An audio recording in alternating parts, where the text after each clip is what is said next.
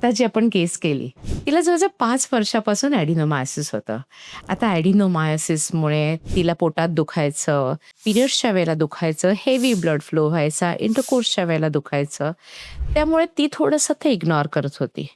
पण आता आपण पाहिलं, ॲडिनोमायसिस तर होताच, पण त्याबरोबर तिला एंडोमेट्रियल पॉलिप होतं. ते इतकं मोठं होतं, की सर्व्हिक्सच्या बाहेर आलं होतं.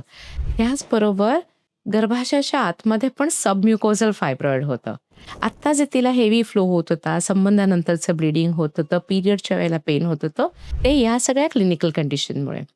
आणि तिने ॲडिनोमायसिस म्हणून ते पूर्ण इग्नोर केलं होतं. त्यामुळे आपल्याला एक लक्षात ठेवायचं आहे, जरी आपल्याला ॲडिनोमायसिस असलं, तरी बाकीच्या पण क्लिनिकल कंडिशन्स बरोबर असू शकतात. जसं की fibroid, endometrial polyp, endometrial hyperplasia, precancerous condition हे सुद्धा असू शकतं.